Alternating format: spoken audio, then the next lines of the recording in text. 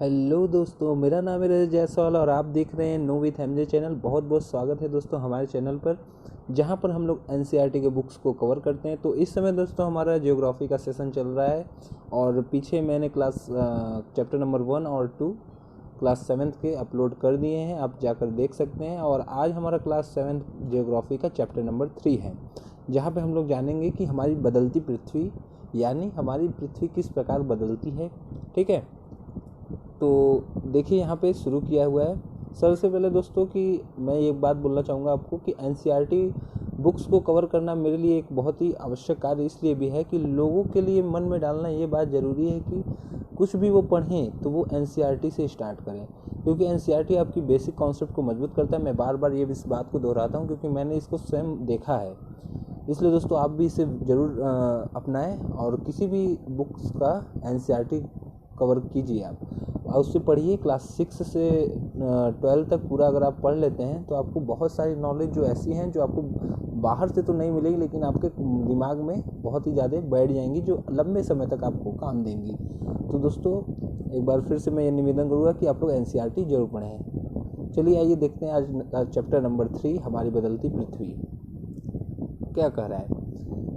स्थल मंडल अनेक प्लेटों में विभाजित है। स्थल मंडल जो है अनेक प्लेटों में विभाजित है, जिन्हें स्थल मंडलीय प्लेट कहते हैं।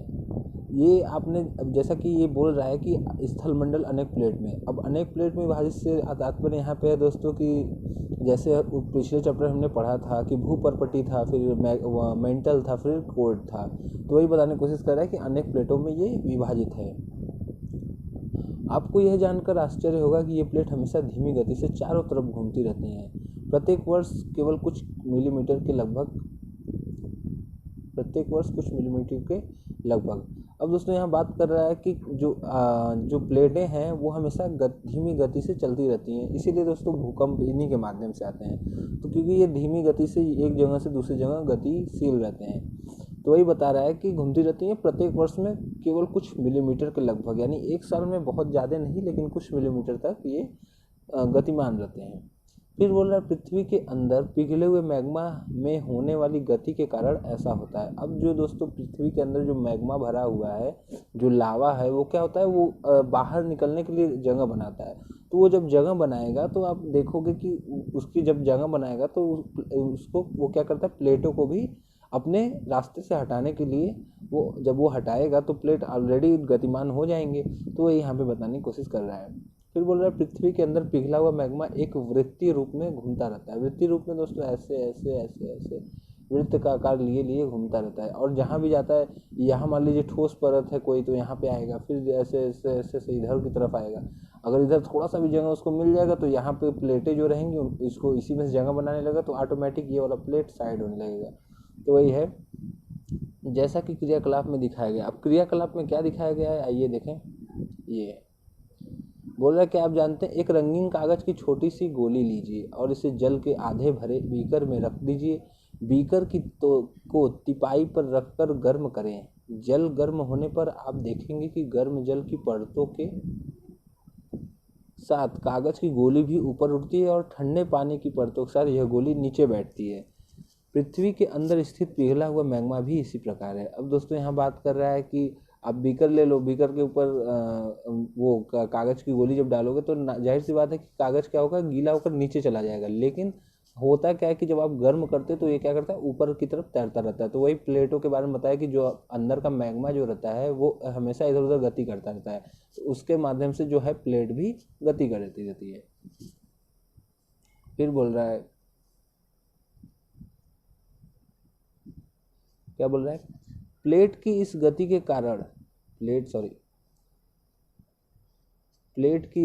कारण पृथ्वी की सतह पर परिवर्तन होता है। दोस्तों पृथ्वी की सतह पर परिवर्तन से तात्पर्य यही है कि प्लेट जब गति करेंगे तो भूकंप भी आ सकता है या फिर दरारें कहीं आ सकती हैं। ठीक है, फिर बोल रहा है पृथ्वी को गति उन बलों पर आधार पर विभाजित किया गया है जिनके कारण ये गतियाँ उत्पन्न होती हैं। जो बल पृथ्वी के आंतरिक भाग में घटित होते हैं उन्हें अंतर्जनित बल यानी एंडोजेनिक फोर्स कहते हैं, एवं जो बल पृथ्वी की सतह पर उत्पन्न होते हैं उन्हें बहिर्जनिक बल यानी एक्सोजेनिक फोर्स कहते हैं। अब दोस्तों यहाँ क्या कर रहा है, पृथ्वी के बल को दो भागों में बांटा है, जो कि अंदर की तरफ अंदरूनी जो बल लगेंगे उन्हें एंडोजेनिक यानी अंतर्जनित, और जो बाहर की तरफ बल लगेंगे उसे बहिर्जनिक और एक्सोजेनिक बल कह सकते हैं। फिर बोल रहा है अंतर्जनित जो बल है कभी आकस्मिक गति उत्पन्न करते हैं तो कभी धीमी गति। जो अंदरूनिक जो बल लगेगा दोस्तों वो कभी धीमा कभी तेज, वो कभी फिक्स नहीं रहता है कि हमेशा धीमा ही रहे हमेशा ही तेज रहे, तो उसका लेवल कभी अप डाउन ऐसा रहता है। फिर बोल रहा है भूकंप एवं ज्वालामुखी जैसी आकस्मिक गति के कारण पृथ्वी की सतह पर अत्यधिक हानि होती है। अब यहाँ बता रहा है कि जो भूकंप है एवं ज्वालामुखी जैसी आकस्मिक गति के कारण पृथ्वी की सतह पर अत्यधिक हानि होती है। अब दोस्तों जानते हो आप, ज्वालामुखी जब फटता है तो उसमें काफ़ी मैग्मा निकलता है जो कि आसपास के क्षेत्रों को प्रभावित करता है। साथ ही साथ जब भूकंप आता है तो उसका जो केंद्र रहता है तो उसको तो प्रभावित करता ही है, लेकिन उसका तरंग जहाँ तक जाता है उस एरिया को भी प्रभावित करता है। तो वही बता रहा है। फिर बोल रहा है पृथ्वी की गतियाँ। अब यहाँ पे आपको समझाया कि पृथ्वी की गतियाँ दो प्रकार से कैसे हैं, तो वही बता रहा है कि पहला है अंतर्जनित, दूसरा है बहिर्जनित। अंतर्जनित में क्या आएंगे, आकस्मिक बल आएंगे और पटल विरूपण बल आएंगे, और बहिर्जनित में अपर्दन और निक्षेपण होगा। ठीक है। अब आकस्मिक बल में कौन कौन से हैं, भूकंप है, ज्वालामुखी है, भूस्खलन है, जो कि आकस्मिक रूप से होते हैं, जो कि फिक्स नहीं रहते हैं, कभी भी हो सकते हैं। और पटल विरूपण बल क्या होता है, पर्वत निर्माणकारी बल, यानी जब ये होंगे तो जाहिर सी बात है कि पर्वत निर्माणकारी बल ऑटोमेटिक काम करने लगेगा। उसी प्रकार अपर्दन और निक्षेपण है, नदी बहता जल, पवन, समुद्री तरंग, ये सब क्या है, बहिर्जनित बल है। इन्हीं के माध्यम से एक पहाड़ वो अपरदित करके अवसादी में बदल दिया जाता है। यही अवसादी में बाद में क्या होते हैं, रूपांतरित हो जाते हैं। तो ये सब क्या है, बहिर्जनित बल है। हवा के माध्यम से, पानी के माध्यम से जो भी बल लगता है उसे हम लोग बहिर्जनित कर सकते हैं। अब यहाँ क्या बता रहा है, ये बोल रहा है कि स्थल मंडलीय प्लेट क्या है। भूपर्पटी में अनेक बड़ी एवं कुछ छोटी कठोर असमान प्रकार की प्लेटें होती हैं जिन पर महाद्वीप एवं महासागर की सतहें टिकी हैं। तो वही बताना चाह रहा है कि जो महासागर हमारा है या महाद्वीप हमारा है वो किसी न किसी प्रकार के छोटे बड़े प्लेटों के ऊपर टिका हुआ है। तो वो सब जब गतिमान होती हैं या गतिशील प्रक्रिया करती हैं तो हमारे महाद्वीप में भी हलचल होना प्रारंभ हो जाता है, जिसके माध्यम से बहुत सारे प्राकृतिक हानि या फिर कह सकते हैं भूकंप आना, ये सब का सिचुएशन उत्पन्न होता है। आइए आगे देखते हैं क्या हो रहा है। अब बोल रहा है पहला ज्वालामुखी। इसमें क्या बोल रहा है कि ज्वालामुखी भूपर्पटी पर खुला एक ऐसा छिद्र होता है जिससे पिघले हुए पदार्थ अचानक निकलते हैं। अब दोस्तों क्या है कि मान लीजिए अंदर ये मैग्मा ऐसे से घूम रहा है, उसको कहीं जगह नहीं मिल रहा है, हर जगह ठोस है। तो जिस एरिया में उसको जगह मिल गया, खुला एरिया जहाँ से छिद्र में मिल गया उसको, तो वहीं से वो क्या होता है, फट जाता है। अब जब वहाँ फटेगा तो वहाँ के अवसाद इकट्ठा होते यहीं पे इकट्ठा होते तो ये एक आकार ले लेता है इस तरीके का, और बीच में वो जो नली रहती है उसी के माध्यम से फिर विस्फोट होता है। तो ये ज्वालामुखी पर्वत हो जाता है और यहाँ से विस्फोट होता है, तो ये ज्वालामुखी हो जाता है। ठीक है। अब यहाँ पे नीचे क्या, ये साइड में कुछ बता रहा है, शब्द की उत्पत्ति देखिए कैसे हुई है कि एंडोजेनिक और एक्सोजेनिक जो वर्ड थे हम लोगों ने ऊपर पढ़ा, तो वो क्या है, एंडो मतलब अंत, एक्सो मतलब बाह। फिर बोल रहा है उत्पत्ति कैसे हुई है, जेनिक क्या है, एंडोजेनिक और एक्सोजेनिक से उत्पत्ति, मतलब कि एंडो मतलब अंदर, एक्सो मतलब बाह। अब जेनिक मतलब उत्पत्ति, यानी अंदरूनी उत्पत्ति क्या है, और बाहरी उत्पत्ति जो है उसी का शब्द का उत्पत्ति इसके माध्यम से बताया है। फिर बोल रहा है क्रियाकलाप। अब देखिए क्या बोल रहा है, क्रियाकलाप देख लेते हैं, बहुत ही इंटरेस्टिंग होता है इनका क्रियाकलाप एनसीईआरटी का, और बहुत ही सही होते हैं, ठीक है, समझने के लिए। अब बोल रहा है कि एक बर्तन लें, उसे जल से भरकर ढक्कन से बंद कर दें, ठीक है, तथा जल गर्म करने के लिए रख दें। अब कुछ मटर, चम्मच और मोती ढक्कन के ऊपर रख दें। आप क्या देखते हैं, जैसे ही जल में उबाल आता है ढक्कन भी हिलने लगता है। जो वस्तुएं आपने ढक्कन के ऊपर रखी हैं उसमें कंपन होने लगता है। दाने नीचे जाते हैं और चम्मच के कंपन से ध्वनि उत्पन्न होती है। इसी भांति जब भूकंप आते हैं तो पृथ्वी में कंपन उत्पन्न होने लगता है। तो वो ये बताने की कोशिश किया है कि अगर आप किसी उबाल, जैसे भाप का इंजन कैसे निर्माण हुआ, इसी प्रकार जब जेम्स वाट जो थे भाप के इंजन का आविष्कारक थे, तो उन्होंने क्या देखा कि केतली का जो ढक्कन है वो ऊपर नीचे हो रहा था भाप के माध्यम से। तो वही यहाँ पे भाप का उदाहरण लेकर समझाया है कि आपका कि ज्वालामुखी विस्फोट कैसे होता है। जब कोई चीज़ अंदर से गर्म हो जाती है तो बाहर निकलने के लिए अपना रास्ता बनाने लगती है, तो जब रास्ता नहीं मिलता है तो ऊपर के परत को क्या करता है, तोड़ देता है। तो वही है कि जब ढक्कन से ढका रहेगा तो भाप ऊपर उठने लगेगा तो इसको हिलाएगा, जब हिलाएगा तो इसमें कंपन होगा, तो जाहिर सी बात है ऊपर की वस्तुओं पर भी कंपन होने लगेगा ऑटोमेटिक। तो ये ज्वालामुखी का उदाहरण दिया है। अब देखिए क्या है, इसी प्रकार स्थलमंडलीय प्लेटों के इसी प्रकार स्थलमंडलीय प्लेटों के गति करने पर पृथ्वी की सतह पर कंपन होता है। यह कंपन पृथ्वी के चारों ओर गति कर सकता है। इस कंपन को भूकंप कहते हैं। ठीक है, भूपर्पटी के नीचे वह स्थान जहां कंपन आरंभ होता है उद्गम केंद्र कहलाता है। उद्गम केंद्र के भू सतह पर उसके निकटतम स्थान को अधिकेंद्र कहते हैं। अधिकेंद्र से कंपन बाहर की ओर तरंगों के रूप में गमन करती है। अधिकेंद्र के निकटतम भाग में सर्वाधिक हानि होती है एवं अधिकेंद्र से दूरी बढ़ने के साथ भूकंप की तीव्रता धीरे धीरे कम हो जाती है। तो बेसिकली यहाँ पर बताया यह है कि जो स्थलमंडलीय प्लेट गति करता है तो क्या होता है, कंपन होता है। कंपन के माध्यम से क्या होता है, जो कंपन होता है वो चारों तरफ होता है, इसलिए इसका क्या होता है, इस कंपन से इसी कंपन को हम लोग क्या कहेंगे, भूकंप कहेंगे। ठीक है, तो अब क्या होगा कि भूपर्पटी के नीचे का जो स्थान होता है जहाँ पे कंपन आरंभ होता है, जो कंपन जहाँ से मान लीजिए ये भूपर्पटी का एरिया है और यहाँ पे कंपन स्टार्ट हुआ, तो ये कंपन हमारा क्या होता है, उद्गम केंद्र कहलाएगा। ये कंपन उद्गम केंद्र कहलाएगा। और ये जब कंपन धीरे धीरे ऊपर की तरफ आएगा, ऊपर की तरफ जिस एरिया में आएगा वो क्या होगा, अधिकेंद्र हो जाएगा। इस एरिया को क्या कहेंगे, उद्गम केंद्र, जहाँ से स्टार्ट हुआ। लेकिन जब बाहर के ऊपर आएगा तो क्या होगा, उद्गम केंद्र हो जाएगा। फिर उद्गम केंद्र के भू सतह पर उसके निकट स्थान को अधिकेंद्र कहते हैं। ठीक है, ये अधिकेंद्र हो गया, ये उद्गम केंद्र हो गया। अब अधिकेंद्र का क्या होगा, जो अधिकेंद्र पे आएगा कंपन, वो कंपन जो आसपास का एरिया रहेगा उसको प्रभावित करेगा। ठीक है, आसपास अब जैसे दिल्ली में भूकंप आता है तो उसका वो क्या होगा, अधिकेंद्र हो गया दिल्ली में भूकंप। लेकिन आखिर कहीं ना कहीं से तो शुरुआत हुआ होगा भूकंप को, तो वो जहाँ से स्टार्ट होता है उसे हम लोग उद्गम केंद्र कहते हैं। और फिर वही जैसे जैसे उसके तरंग आगे बढ़ते जाएंगे एरिया को प्रभावित करता जाता है। लेकिन जैसे जैसे मतलब बढ़ता है तो अंत में क्या होता है, उसका कंपन धीमा हो जाता है, तरंग धीमा हो जाता है, इसलिए ज़्यादा प्रभावित नहीं करता है। और प्रभावित वहीं पे करता है जहाँ पे इसका अधिकेंद्र होता है, यानी जहाँ पे वो सर्वप्रथम अटैक करता है। और जहाँ उत्पन्न होता है सर्वप्रथम वहाँ पे उद्गम केंद्र हो जाता है। आइए यहाँ पे फिगर के माध्यम से अच्छे समझाया हुआ है। क्या समझाया है कि उद्गम केंद्र वह स्थान जहाँ भूकंप उत्पन्न होता है वह क्या होता है, भूकंपी ऊर्जा का उद्गम केंद्र कहलाता है। उसी प्रकार ऊपर की तरफ देखिए अधिकेंद्र, अधिकेंद्र का है, यहाँ से भूकंप उत्पन्न हुआ, यहाँ से, फिर ये ऊपर की तरफ आया, ऊपर की तरफ जब आएगा तो ये क्या हो जाएगा, अधिकेंद्र हो जाएगा। फिर इसकी तरंगें क्या होंगी, गोले गोले फैलना शुरू कर देंगी। जब फैलेंगी तो जिस एरिया में जाएंगी वहाँ पे वो करेंगे, फिर भूकंपी तरंगें सभी दिशाओं की बाहर की ओर निकलती हैं। फिर वही प्लेट सीमा ऊपर की तरफ आ जाती है, यही बताने की कोशिश किया हुआ है। तो जैसे जैसे उनका जो क्षेत्रफल है वो बढ़ता जाएगा और तो क्या होगा, तरंग का गति धीमा होता चला जाएगा, इसलिए वो उस एरिया को ज़्यादा नुकसान नहीं पहुँचाएगा।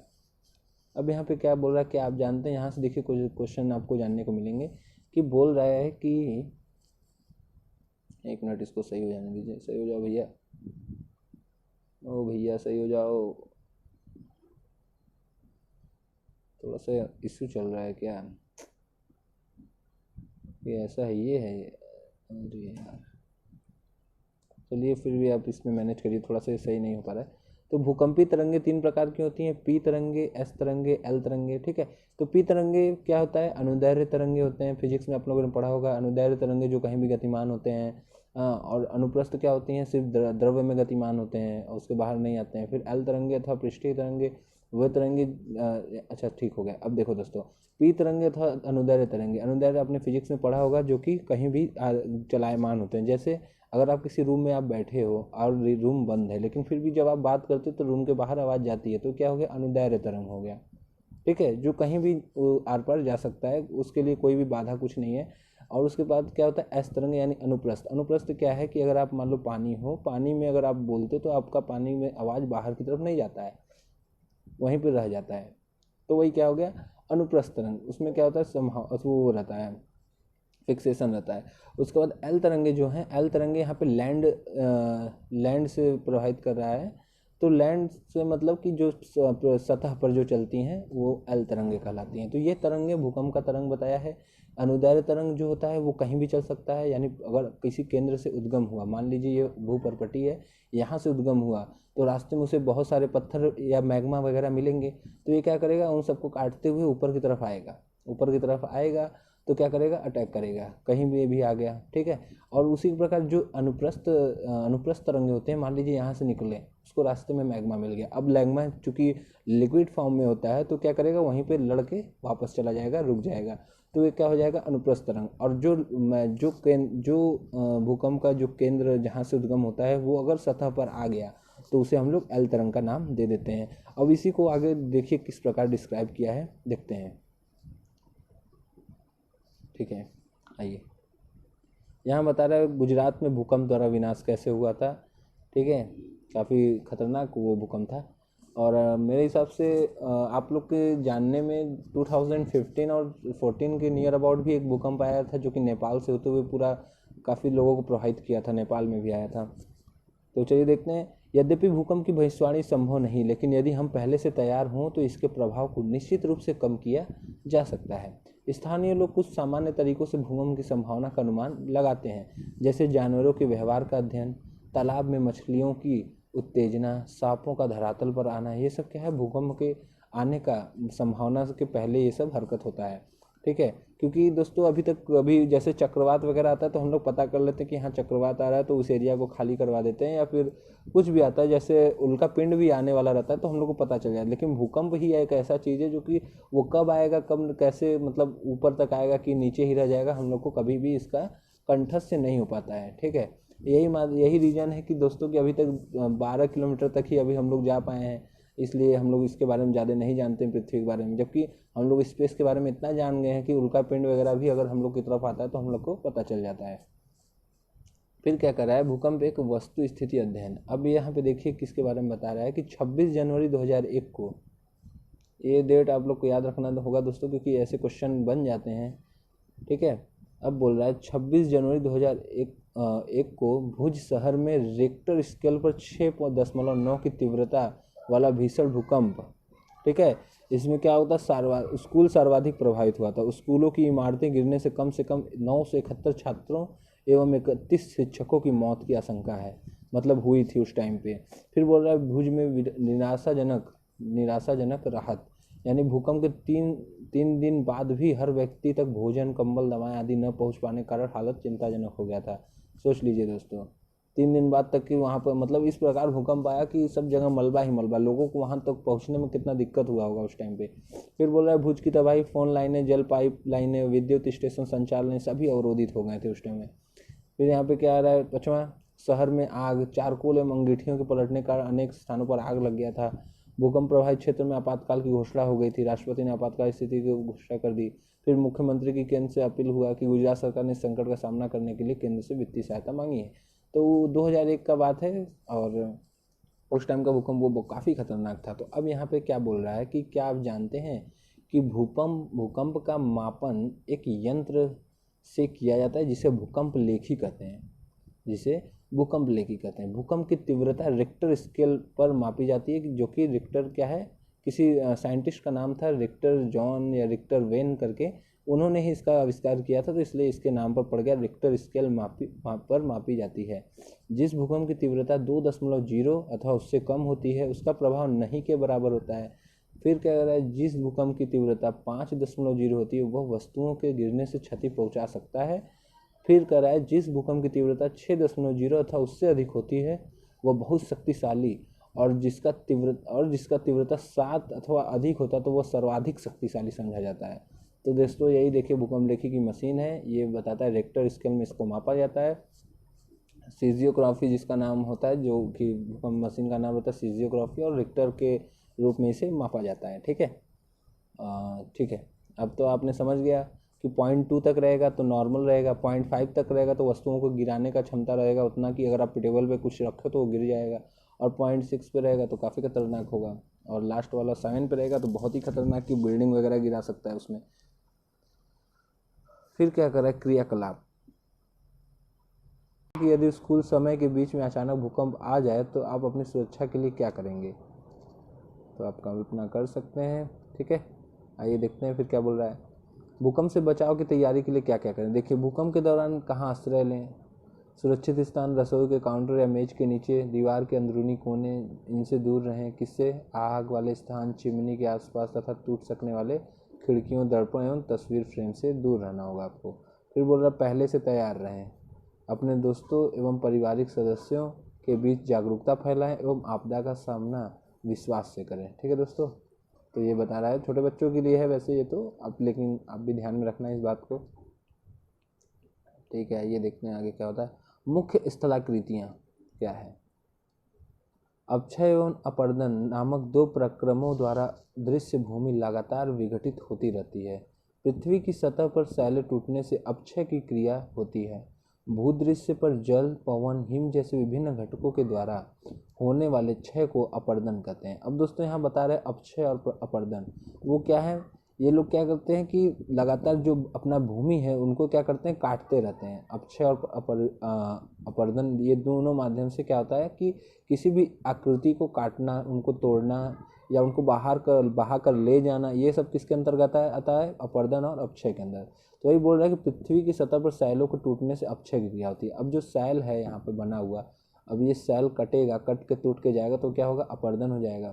ठीक है, भूदृश्य पर जल, वायु, पवन, हिम जैसी विभिन्न घटकों द्वारा होने वाला क्षय को अपर्दन कहते हैं। अब जो जल के माध्यम से कैसे, जैसे मान लीजिए एक पहाड़ है, यहाँ से कोई पानी मतलब क्या कहते हैं, कोई नदी गुजर रही है, तो नदी गुजरते गुजरते एक अपना रास्ता तैयार कर लेती है। तो वो रास्ता तैयार कर लेती है किस माध्यम से, अपर्दन के ही माध्यम से, क्योंकि उस जगह के एरिया को, पहाड़ को वो काटते काटते वो जगह बना लेती है।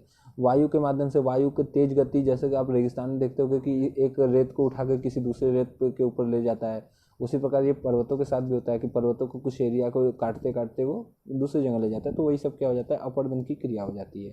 अब यहाँ बोल रहा है कि फिर क्या कर रहा है कि वायु, जल आदि अपर्दित पदार्थों को एक स्थान से दूसरे स्थान पर ले जाते हैं और फलस्वरूप एक स्थान पर निक्षेपित करते हैं। अपर्दन एवं निक्षेपण की ये प्रक्रम पृथ्वी के धरातल पर विभिन्न स्थलाकृतियों का निर्माण करते हैं। अब दोस्तों ये बता रहा है कि जिस प्रकार से हमारे पर्वतों का अपर्दन होता है तो कहीं ना कहीं तो उसके अवशेष जाके रुकेंगे। मान लीजिए ये पर्वत है आपका, तो ये कटेगा वायु के माध्यम से चाहे जल के माध्यम से, तो कहीं ना कहीं तो वो रुकेगा। ऐसा तो है नहीं कि यहाँ से कटने के बाद वो ऊपर की तरफ उड़ जाएगा, कहीं ना कहीं तो पृथ्वी पे आएगा। तो जिस एरिया में आके जमा होगा तो उसे ही क्या वो क्या कहलाएगा, निक्षेपण की प्रक्रिया कहलाएगा। और ये निक्षेपण क्या हो जाएगा, किसी न किसी आकृति का रूप ले लेगा। अब दोस्तों देखो एक बात यहाँ पे आ गई कि जिस प्रकार हम लोग पहले पढ़े थे अग्नेय शैल का क्या हो रहा था कि वो अपर्दित होकर क्या बन रहा था, अवसादी चट्टान में परिवर्तित हो रहा था।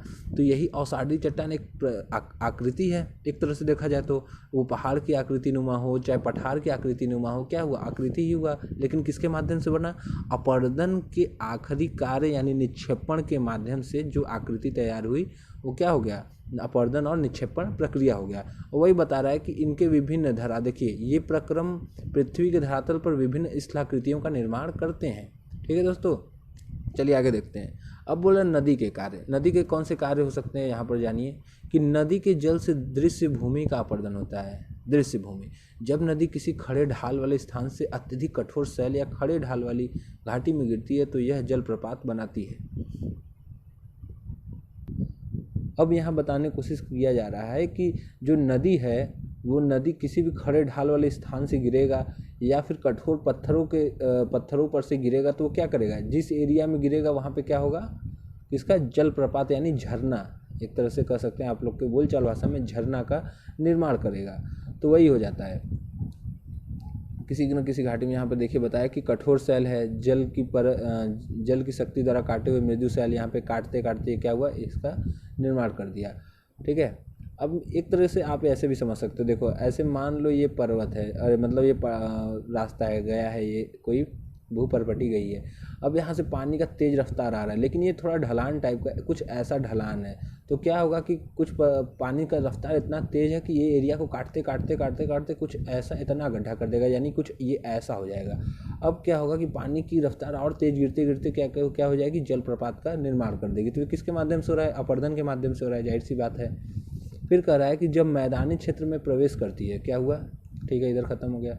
इधर कुछ जानने के लिए बोला है कि विश्व में हजारों छोटे छोटे जलप्रपात हैं। सबसे ऊंचा जलप्रपात दक्षिण अमेरिका के वेनेजुएला का एंजल जलप्रपात है। अन्य जलप्रपात उत्तरी अमेरिका में कनाडा तथा संयुक्त राज्य अमेरिका की सीमा पर स्थित नियाग्रा जलप्रपात है और अफ्रीका में जाम्बिया एवं जिम्बाब्वे की सीमा पर स्थित विक्टोरिया जलप्रपात। दोस्तों मैं आपको ज़रूर रिकमेंड करूंगा कि इसको आप यूट्यूब पे देखो दोस्तों, इतना खूबसूरत ये है जलप्रपात, इतना खूबसूरत आप देख के एकदम भव्य हो जाओगे कि आखिर ऐसे भी चीज़ें पृथ्वी पर देखने को हैं। ये जलप्रपात दोस्तों इतने ऊंचे ऊंचे पे बने हुए हैं कि इनकी पानी लगातार इतने करोड़ों लीटर में ये पानी ऐसे ऐसे गिरते हैं और झरने का जो निर्माण करते हैं ना, एकदम आप मतलब दिल खुश हो जाएगा। आप एक बार जरूर इनको सर्च करना, विक्टोरिया वाला जलप्रपात तो आप विशेष तौर से सर्च करना, जो कि जिम्बाब्वे में है। बाकी आप ऊपर चाहें तो ऊपर के भी देख सकते हैं, वेनेजुएला का एंजल जलप्रपात, ये सब ऊँचे ऊँचे मतलब काफ़ी ऊँचे हैं, काफ़ी ऊँचाई से पानी यहाँ पर गिरता है। ठीक है, फिर आगे अब देख लेते हैं क्या हो रहा है कि मैदानी क्षेत्र में प्रवेश करती हैं तो यह मोड़दार मार्ग बनाने लगती है। नदी के इन्हीं बड़े मोड़ों को विसर्प कहते हैं। इसके बाद विसर्पों के किनारों पर लगातार अपरदन एवं निक्षेपण शुरू हो जाता है। विसर्प लूप के सिरे निकट आते जाते हैं। समय के साथ विसर्प लूप नदी से कट जाता है और एक अलग झील बनाते हैं, जिसे चाप झील या गोखुर झील भी कहते हैं। ठीक है, कभी कभी नदी अपने तटों से बाहर बहने लगती है, फलस्वरूप निकटवर्ती क्षेत्रों में बाढ़ आ जाती है। अब दोस्तों यहाँ पे क्या बताने की कोशिश कर रहा है कि जब ये नदी जो है पहले तो किसी ऊंचाई से गिरी तो किसका निर्माण किया, जलप्रपात का निर्माण किया। अब जब वो मैदानी एरिया से गुजरेगा तो किस प्रकार में जाएगा, एकदम सर्प के आकार में ऐसे ऐसे लूप बनाते हुए। क्योंकि आप दोस्तों देखो, अगर आप फर्श पे पानी गिराओगे तो फर्श पे जब पानी गिराओगे तो तुरंत ऐसे भागता नहीं है, वो ऐसे ऐसे आराम से आगे आगे बढ़ेगा। क्यों, तो जब आराम से आगे बढ़ेगा तो इस एरिया को काटने लगेगा, मतलब उस एरिया को गड्ढा करते चला जाएगा। फिर क्या होगा कि ये विसर्प आकार हो गया। जब ये विसर्प आकार का इस प्रकार का ऐसे ऐसे हो जाएगा ना, तो एक समय ऐसा आएगा कि ये अपने किनारे किनारे अपरदन करने लगेगा। तो यही एरिया बाद में ऐसे ऐसे जाते जाते यहीं से टर्न ले लेगा, ऐसे टर्न लेके जाएगा। तो ये एरिया जो कट गया इसे हम लोग क्या कहेंगे, चाप झील, क्योंकि ये चाप के आकार में कट गया। क्योंकि आप लोग मैथ्स में पढ़े होंगे, चाप देना प्रकार से हम लोग काटते थे कोड़ बनाने के लिए, तो ये चाप झील का निर्माण हो गया। इसे गोखुर झील भी कहा जाता है सामान्य भाषा में।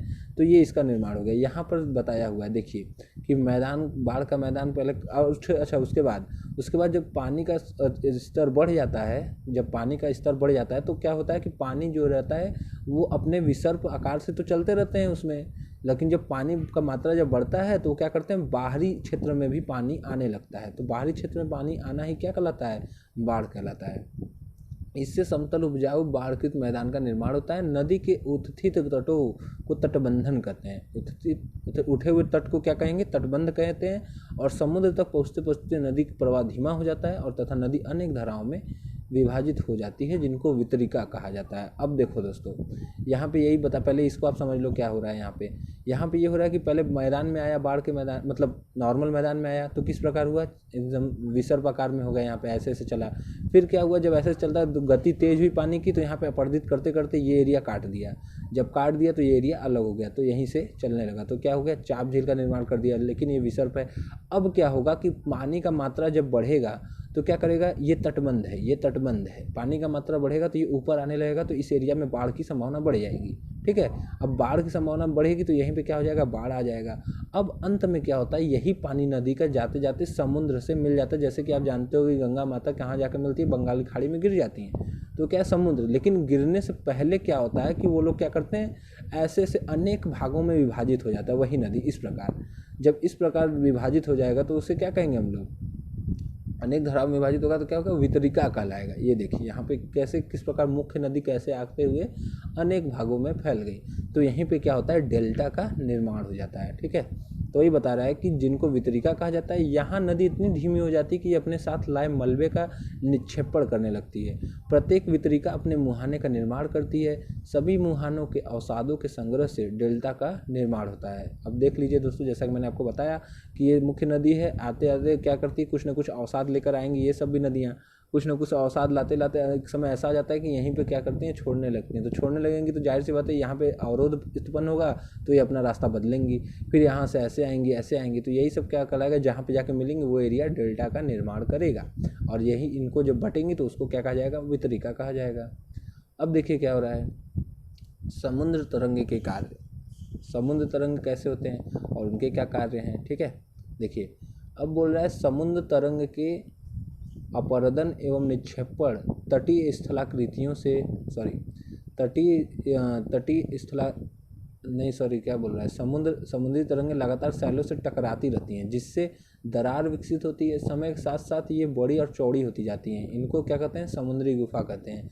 इन गुफाओं के बड़े होते जाने पर इसमें केवल छत ही बचती है, जिससे इसे तटीय मेहराब बनते हैं। अब यहाँ पे दोस्तों बताया है कि मान लीजिए एक पर्वत है, मान लीजिए एक ऐसा पर्वत है, लेकिन क्या होता है पानी बीच से जा रहा है, तो क्या करेगा, यहाँ छोटा सा होल बनाएगा, यहाँ छोटा सा होल बनाएगा। फिर पानी की लहर इतना तेज रहती है कि इसको गड्ढा करते करते करते करते एक समय ऐसा आ जाता है कि ये पहाड़ कुछ इस प्रकार हो जाता है कि इसमें सिर्फ ऊपर छत ही बचती है, ये एरिया ही बच पाता है, बस यही बचता है, बाकी सब पानी के उसके माध्यम से खोखला हो जाता है। तो उसे क्या कहेंगे हम लोग, मेहराब कहेंगे, तटीय मेहराब। ठीक है, फिर बोल रहा है लगातार अपरदन छत को भी तोड़ देता है, मतलब और भी जब पानी उसमें से गुजरता रहेगा तो वो छत भी अंत में नहीं बचेगा, तो उसके माध्यम से सब चीज़ खत्म हो जाएगा।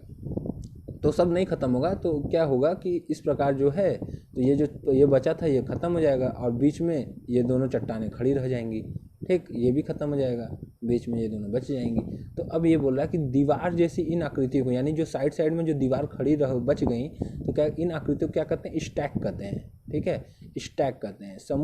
समुद्री जल के ऊपर लगभग ऊर्ध्वाधर उठे हुए, समुद्री जल के ऊपर लगभग ऊर्ध्वाधर उठे हुए ऊंचे शैलीय तटों को समुद्र भृगु कहते हैं। अब समुद्र भृगु किसे कहते हैं, ऊंचे उठे, यहाँ पे बताया कहीं, इसमें नहीं बताया है, यहाँ बताया होगा शायद, नहीं मैं समझाता हूँ आपको, कहाँ गया, देखिए समुद्री जल के ऊपर लगभग ऊर्ध्वाधर उठे हुए ऊंचे शैली तटों को, ऊंचे शैली यानी दोस्तों अब ये एरिया जो है तट, मतलब ये एरिया जो ऊंचा उठा हुआ है, तो इसके ऊपरी हिस्से को क्या कहेंगे हम लोग, क्या कहेंगे, क्या कहते हैं, समुद्र भृगु। इस एरिया को पहले क्या कहा जाता था, जो ऊपर बचता था तो तटीय मेहराब कहते थे, लेकिन अब क्या कहेंगे, समुद्री भृगु कहेंगे।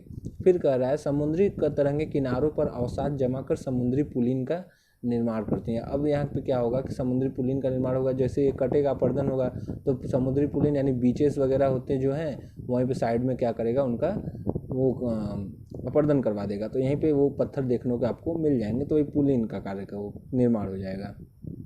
ठीक है, ठीक है, यहाँ पे हिमनद के बारे में बताया कि अब देखते हैं हिमनद के क्या कार्य। वो आपने देखा कि समुद्री पानी किस प्रकार किसी पर्वत को बीच से काटती हुई क्या क्या क्या बनाती हैं, पहले जब बीच से काटेंगे तो गुफा बनाएंगी, जब गुफा को और ज़्यादा काटेंगे तो क्या होगा, तटीय मेहराब बनेगा, फिर जब तटीय मेहराब को भी काट देंगे तो क्या बचेगा, स्टैक बचेगा। ठीक है, और जब स्टैक के ऊपर स्टैक बचेगा तो उसके ऊपरी हिस्से को हम लोग क्या कहेंगे, समुद्र भृगु कहेंगे। और जब वो सब एरिया जो अपर्दित होकर कट गए तो वो सब क्या करेंगे, बीच के किनारे जमा हो जाएंगे, जो कि किसका निर्माण करेंगे, समुद्री पुलिन का निर्माण करेंगे। ठीक है, अब यहाँ पे क्या कर रहा है, हिमनद के कार्य, हिमनद के कौन से कार्य हैं, देखिए हिमनद अथवा हिमानी बर्फ, हिमनद अथवा हिमानी बर्फ की नदियाँ होती हैं। ठीक है, हिमनद अथवा हिमानी बर्फ की नदियाँ होती हैं। हिमनद अपने नीचे की कठोर चट्टानों से गोलाश्मी मिट्टी और पत्थरों को अपर्दित कर देती है और गोलाश्मी मिट्टी एवं पत्थरों से भूदृश्य का अपर्दन करती है। फिर से दोस्तों एक बार फिर से पढ़ते हैं, मैं इसे थोड़ा सा कॉन्सेंस नहीं कर पाया। देखिए हिमनद अथवा हिमानी बर्फ की नदियाँ होती हैं। ठीक है, हिमनद और हिमानी बर्फ की नदियाँ होती हैं। जैसा कि आप सभी जानते हैं दोस्तों, पहाड़ पे जो बर्फ़ रहते हैं जब वो मेल्ट होते हैं तो ज़मीन पर जब वो आते हैं वो क्या करते हैं, नदी का निर्माण करते हैं। ठीक, हिमनद अपने नीचे की कठोर चट्टानों से गोलाश्मी मिट्टी और पत्थरों को अपर्दित करते थे। अब दोस्तों क्या हो रहा है कि ये जो पहाड़ है तो इस पर बर्फ़ जमा है। अब बर्फ़ जो रहेगा वो पिघल के नीचे की तरफ आएगा तो नीचे की जो छोटे मोटे पहाड़ रहेंगे उनको क्या करेगा, अपर्दित करेगा। जाहिर सी बात है, उनको काटेगा, उनका अवसाद क्या करेगा, लेकर जाएगा। ठीक है, उनका अवसाद अपने साथ में मिट्टी हो सकता है, गुलाश्मी यानी कंकड़ पत्थर हो सकते हैं। हाँ, फिर ये बोल रहा है कि हिमनद गहरे गर्तों का निर्माण करते हैं। अब देखो दोस्तों, हिमनद जो होते हैं वो गहरे गर्त मतलब दोस्तों एक तरीके से गहरा कह सकते हैं। तो गर्त, आप सबसे गहरा गर्त कौन सा है, मैरियाना गर्त है, जो कि पैसिफिक ओशियन में पाया जाता है। शायद 11.5 किलोमीटर है वो अंदर तक गया, पूरा मैरियाना ट्रेंच उसे कहा जाता है।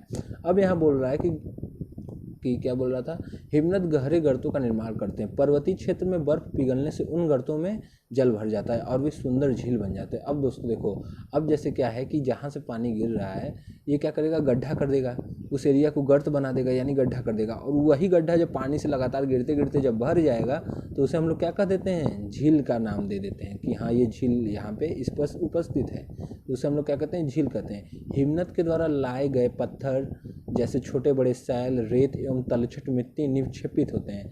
ये निक्षेपण हिमनद हिमोड़ का निर्माण करते हैं। अब दोस्तों देखो क्या होता है कि मान लो ये पहाड़ है, तो क्या होगा, इसको यहाँ से अपरदित करते करते मिट्टी, कंकड़, पत्थर ये सब ले जाकर कहीं ना कहीं तो छोड़ेगा, तो जहाँ पे भी छोड़ेगा निक्षेपण प्रक्रिया हो गई, और यही निक्षेपण प्रक्रिया किसका आकार ले लेगा, हिमनद हिमोड़ का आकार ले लेगा, यानी हिमनद हिमोड़ का निर्माण करेगा। ठीक है, आइए देखते हैं अब पवन के क्या कार्य हैं। अभी तक आपने देखा समुद्री वेव का, जो समुद्री तरंगे पहाड़ को किस प्रकार काट के गुफा बनाया, स्टैक बनाया, मेरा तटीय मेहराब बनाया। ठीक है, और फिर हमने देखा हिमालय में से जब बर्फ़ पिघलता है तो नदी का निर्माण होता है, और जिस एरिया में लगातार गिरता है तो वहाँ पे गर्त का निर्माण करता है, गर्त पानी से भर जाता है तो क्या होता है, झील का निर्माण हो जाता है, और फिर उसी प्रकार ऐसे जब अपर्दन का क्रिया चलता रहता है तो हिमोड़ का निर्माण होता है। अब यहाँ बोल रहा है पवन के कार्य। पवन के कौन से कार्य हैं जानते हैं। बोल रहा है कि क्या आपने कभी रेगिस्तान देखा है, तो आप बोलेंगे जाहिर सी बात है हम लोगों ने देखा ही है, कुछ लोगों ने लाइव देखा होगा, वहाँ जाकर घूमे होंगे राजस्थान वगैरह, या फिर रेगिस्तान साइड जाकर थार डेजर्ट पर, या फिर कुछ लोग टीवी पर देखे होंगे नॉर्मली। तो यहाँ बोल रहा है कि बालू के टिब्बे के कुछ चित्र एकत्र करने का प्रयास कीजिए। ठीक है, रेगिस्तान में पवन अपर्दन और निक्षेपण का प्रमुख कारक है। रेगिस्तान में आप छत्रक के आकार के सैल देख सकते हैं, जिन्हें सामान्य छत्रक सैल कहते हैं। पवन सैल के ऊपरी भाग की अपेक्षा निचले भाग को आसानी से काटती है, इसलिए ऐसे सैल के आधार को संकीर्ण एवं शीर्ष विस्तृत होते हैं। पवन चलने पर यह अपने साथ रेत को एक स्थान से दूसरे स्थान क्या करते हैं, स्थान पर पहुंचाते हैं। जब पवन का बहाव रुकता है तो ये रेत गिरकर छोटी पहाड़ी बनाती हैं, इनको बालू टिब्बा कहते हैं। अब दोस्तों देखो यहाँ पर एक चीज़ तो थोड़ा इसने गड़बड़ लिख दिया कि जो छत्रक सैल है वो रेगिस्तान में तो मुश्किल है बनना, लेकिन फिर भी बन जाता है। गड़बड़ नहीं लिखा, सॉरी, मैंने वो समुद्र के वे में ले लिया, सही लिखा है। जो देखिए दोस्तों, रेगिस्तानी पहाड़ जो होते हैं ना, रेगिस्तान में जो क्या है कि रेत के टिब्बे आपको देखने को मिलते हैं। मान लीजिए ऐसे ऐसे रेतीले एकदम ऐसे छोटे छोटे पहाड़ आपको देखने मिलते हैं, लेकिन ये क्या होते हैं, बालू के टिब्बे होते हैं। तो होता है क्या है कि ये बालू का टिब्बा एक एरिया से जाकर दूसरे एरिया में जाता है, तो यहीं पे निक्षेपण करते करते ये टिब्बा थोड़ा बड़ा हो जाएगा। फिर एक समय आएगा कि ये टिब्बा उड़ के कहीं और जाएगा तो ये टिब्बा बड़ा हो जाएगा। तो ये क्या होता है, वायु का अपर्दन कहलाता है, वायु द्वारा। तो वही यहाँ बताने की कोशिश कर रहा है कि जब यहाँ पर अपर्दन निक्षेप प्रमुख रेगिस्तान में आप छत्रक के आकार के सेल देख सकते हैं। अब छत्रक के आकार के सेल का सेंस ये है दोस्तों कि मान लो ये एक पहाड़ है और सामने से क्या हो रहा है, हवाएं चल रही हैं, तो क्या करेंगी, इस एरिया का अपर्दन करेंगी। तो अंत में क्या होगा, ये पहाड़ कटते करते करते करते ये एक छत्रक नुमा बच जाएगा। जैसा कि इसमें लिखा है कि पवन सैल के ऊपरी भागों की अपेक्षा निचले भाग को आसानी से काटती हैं, तो निचले भाग को जब काटेंगी तो ये पहाड़ क्या होगा, इस आकार में कट जाएगा। तो ये क्या करेगा, छत्रक का आकार ले लेगा, यानी छाते का आकार ले लेगा। इसे क्या कहते हैं, वो मशरूम आकार भी इसे कहा जाता है, मशरूम आकार के सेल भी इसे कहा जाता है। इसलिए इस सेल को संकीर्ण तथा शीर्ष विस्तृत होते हैं। पवन चलने पर ये अपने साथ रेत को एक स्थान से दूसरे में पहुंचाती है। जब पवन का बहाव रुकता है तो रेत गिरकर छोटे पहाड़ी बनती हैं, इन्हें बालू का टिब्बा कहते हैं। जैसा कि मैंने बताया कि रेत रहेगी एक जगह से दूसरी जगह जाके इकट्ठित होगी, वहाँ पे बालू का टिब्बा बन जाएगा। अब बोल रहा है जब बालू कण महीने में हल्के होते हैं तो वायु उनको उठाकर अत्यधिक दूर ले जा सकती है। जब ये बालू का कण विस्तृत क्षेत्र में निक्षेपित हो जाते हैं तो इसे एलोस कहते हैं। निक्षेपित हो जाते हैं तो यानी जो जहाँ पे टिब्बा बनेगा उसे हम लोग क्या कहेंगे, एलोस कहेंगे। चीन में विशाल एलोस निक्षेप पाए जाते हैं। चीन में विशाल निक्षेप पाए जाते हैं जो कि बहुत बड़े बड़े, देखो दोस्तों ये सब जो एरिया बड़ा खूब है, तो ये सब एक प्रकार से निक्षेपण से ही बने हैं। तो दोस्तों इस प्रकार आपका चैप्टर खत्म हो गया, जहाँ पे आप लोगों ने अपर्दन के बारे में जाना कि पहले तो आपने भूकंप के बारे में जाना, भूकंप किस प्रकार आया, किस प्रकार नहीं आया, कहाँ से भूकंप का उद्गम हुआ। ठीक है, भूकंप के बारे में जानने के बाद आपने देखा किस प्रकार अपर्दन होता है। तो अपर्दन में आपने देखा समुद्र का तरंग के द्वारा और हवाओं के द्वारा, नदियों के द्वारा, हिमनदों के द्वारा। ये देखा। फिर नदियाँ किस प्रकार बनती हैं, कहाँ जाकर क्या किस चीज़ का निर्माण करती हैं, अंत में डेल्टा का निर्माण करती हैं। सुंदरवन डेल्टा आप लोग नाम सुने होंगे, ठीक है। तो ये सब है। हिमनद में देखा आपने किस प्रकार बर्फ़ पिघलने के बाद नदियों का निर्माण करता है, गर्त का निर्माण होता है। फिर पहाड़, ये रेगिस्तान के बारे में जाना कि पवन के कार्य कौन से हैं। पवन क्या करता है कि किसी बालू को एक जगह से रेत को उठा के जहाँ पे निक्षेपण करता है वो क्या हो जाता है, आपका बालू टिब्बा कहलाता है, और उसे वो ओरिजिनल यानी साइंटिफिक नेम में लोएस कहते हैं, ठीक है। अब इस प्रकार हो गया। अब प्लेटें क्यों घूमती हैं, जैसा कि मैंने यहाँ पे क्वेश्चन पूछा है कि प्लेटें क्यों घूमती हैं। मैंने बताया था आपको कि जब मैग्मा बाहर निकलने की कोशिश करेगा तो क्या करेगा, जगह बनाएगा। जगह बनाने के लिए क्या करेगा, एक प्लेट को दूसरे प्लेट से खिसकाएगा। तो जब ये खिसकेंगे तो वही क्या कहता है, प्लेटें क्यों घूमती हैं, तो वही बता रहा है, हमेशा घूमती रहती हैं इन्हीं के माध्यम से। फिर बाह्यजनिक अंतर्जनिक बल आपने जाना, जो कि अंदरूनी बल तरफ से लगे तो अंदरूनी बल, बाहरी रूप से लगे तो बाह्य बल। अपर्दन आपने जाना, अपर्दन यानी कटाव। जब किसी पहाड़ का कटाव होता है, कटाव को ही क्या कहते हैं, अपर्दन कहते हैं। बाढ़कृत मैदान का निर्माण कैसे होता है, जब नदियाँ तट स्थल से ऊपर की ओर आ जाती हैं, यानी पानी का बढ़ाव जो है, मतलब बढ़ाव, जब पानी का बढ़ाव होता है तो जो तटबंध है उनके ऊपर पानियाँ आ जाती हैं। तो तटबंध के ऊपर जब पानी आएंगी तो जाहिर सी बात है इलाकों में घुस जाएंगे तो बाढ़ हो जाएगा। और जब बाढ़ वापस जाएगा तो जिस एरिया में अपना अवसाद छोड़ा रहेगा मट्टी या फिर जो भी, तो वो बाढ़कृत मैदान का निर्माण हो जाएगा। फिर बालू टिब्बा, जब रेत एक जगह से दूसरी जगह ले जाए वो बालू टिब्बा। समुद्री पुलिन कब बनेगा, लास्ट में, जब पर्वत के टुकड़े जो समुद्र के जो बताए थे स्टैक जब बचता है तो बाकी एरिया जब टूट के नीचे निक्षेपित हो जाता है तो अंत में क्या होता है, बीच के किनारों पर वो सब पत्थर आके इकट्ठित हो जाते हैं, तो वही समुद्री पुलिन का निर्माण हो जाता है। फिर चाप झील, जैसा कि बताया था, नदी ऐसे ऐसे वेग में आते आते अंत में ये एरिया काट देगा तो ये एरिया क्या रहता है, चाप झील का निर्माण हो जाता है। तो चलिए इस प्रकार के क्वेश्चन भी हमने हल करा दिया है। फिर आप यहाँ देख सकते हैं कि इनमें से कौन सी समुद्री तरंग विशेषता नहीं है। अब कौन सा नहीं है, ये देखिए तरंग कौन सा नहीं है, इसमें कौन सा नहीं है, सैल, किनारा या फिर समुद्री गुफा। तो सैल तो हो सकता है, किनारा, समुद्री गुफा भी बन सकता है, किनारा नहीं, तो इसको काट दें, यानी किनारा नहीं होगा। फिर हिमनद का निक्षेपण कैसे होगा, बाढ़कृत मैदान, पुलिन, हिमोड़, तो जाहिर सी बात है हिमोड़ से होगा, ठीक है। पृथ्वी का आकस्मिक गतियों के कारण कौन सी घटना होती है, आकस्मिक घटना से क्या होता है, क्या हो सकता है, ज्वालामुखी फटेगा आकस्मिक घटना में, हम लोगों ने ऊपर पढ़ा था। फिर छत्रक स्थल कहाँ पाया जाएगा, रेगिस्तान में पाया जाएगा। चाप झील कहाँ पाया जाएगी, प्रायः नदी घाटी पर पाई जाएगी, ठीक है। इस प्रकार आपका ये खत्म हो गया चैप्टर। बाकी एक्सरसाइजेज हैं, आप लोग इसको मिला लीजिएगा। दोस्तों मैं चाहता हूं कि आप लोग जब भी क्लास चले, आप जब भी इसको पढ़ें तो प्लीज़ साथ में एक पेन और कॉपी लेकर बैठें, ताकि जो भी इंपॉर्टेंट फैक्ट आपको देखने को मिले कि चाप झील का निर्माण कैसे होता है, गोखुर झील का निर्माण, या फिर मेहराब तट का निर्माण क्या है, तो उसे आप नोट किया करिए। नोट करने से क्या होगा कि आपके दिमाग में बैठ जाएगा कि एक बार कि हाँ मैंने ये नोट किया था तो ये होगा। क्योंकि दोस्तों सिर्फ कहानी सुनेंगे आप तो वो ज़्यादा तक याद नहीं रहेगा। खैर वो भी याद रहता है लेकिन बहुत ज़्यादा लंबे समय तक नहीं रहता है, इसलिए आप प्लीज़ पेन और कॉपी लेकर बैठा करिए, क्योंकि साइड साइड में ऐसे ऐसे फैक्ट बताए जाते हैं एनसीईआरटी के द्वारा जो कि बहुत ही आवश्यक होते हैं। जैसे यहाँ पे आपने क्या आप जानते हैं, पी तरंगे, एस तरंगे, एल तरंगे, मैंने बताया आपको कि पी तरंगे जो होती हैं वो कहीं भी चल सकती हैं, हाँ, और एस तरंगे जो होते हैं वो क्या करते हैं, द्रव में मतलब चलते हैं, बस उसके ऊपर नहीं जा पाते हैं। उसी प्रकार क्या होता है, इन तरंगों के गुणधर्म विश्वकोश ज्ञात करिए। अरे एल तरंगे जो थे, एल तरंगे जो मतलब सतह पर चलेंगे, यानी केंद्र से निकल कर जब सतह पे आ जाएंगे तो एल तरंगे कहलाएंगे, ठीक है। तो ये सब है, तो ये सब आप लिखा करिए। फिर भूकंप गुजरात में कब आया था, भुज में भूकंप कहाँ, भुज में आया था कि कहाँ पर आया, तो भुज में आया था। कब आया था, 26 जनवरी 2001 में आया था। तो ये सब आपको ध्यान में रखना चाहिए, सब लिखना चाहिए।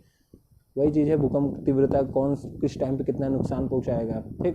वही उसी प्रकार यहाँ पे विश्व में हजारों छोटे जलप्रपात है, सबसे ऊंचा जलप्रपात कहाँ पर है, अमेरिका का वेनेजुएला में, हाँ। तो इस प्रकार आप याद करोगे तभी याद हो पाएगा, अदरवाइज कुछ फ़ायदा नहीं होने वाला है। और अगर आप मन से पढ़ने बैठ रहे हो तो अच्छे से पढ़ो, कॉपी पेन लेके पढ़ो, 2 ही 4 लिखो, लेकिन एटलीस्ट लिखो ताकि आपके दिमाग में बना रहे। तो चलिए दोस्तों, आज के वीडियो इसी के साथ ख़त्म करते हैं। आज काफ़ी लंबा वीडियो बन गया है, लेकिन कोई बात नहीं, आप लोग को अच्छा नॉलेज भी मिला होगा, मैं उम्मीद करता हूँ। अगर आपको दोस्तों मेरा समझाने का तरीका या आपको अच्छा लगा हो तो प्लीज़ मेरे चैनल को सब्सक्राइब करिए और अपने दोस्तों के साथ प्लीज़ शेयर करिए। जब आप शेयर करेंगे आपके दोस्त भी सीख पाएंगे, दोस्त भी पढ़ पाएंगे, ठीक है दोस्तों। और कोई सुझाव हो तो प्लीज़ मुझे कमेंट में बताइए, अगर कुछ पूछना हो तो भी आप कमेंट में टाइप कर सकते हैं। अगर मैं गलत पढ़ा रहा हूँ तो वो भी टाइप कीजिए, सही पढ़ा रहा हूँ, अच्छा पढ़ा रहा हूँ तो वो भी टाइप कीजिए। चैनल को सब्सक्राइब कीजिए और वीडियो को लाइक करिए अगर आपको अच्छा लगे तो। कोई फोर्स नहीं है दोस्तों, आपका जो इच्छा, क्योंकि मैं जानता हूँ मैं कैसा पढ़ा रहा हूँ, मैं अपने पढ़ाई के दम पे आप लोग को आकर्षित कर सकता हूँ और आप लोग खुद ब खुद मेरे चैनल को सब्सक्राइब करोगे। तो चलिए दोस्तों, इसी के साथ मैं आपसे अलविदा लेता हूँ। मिलते हैं नेक्स्ट वीडियो में, तब तक के लिए जय हिंद, जय भारत।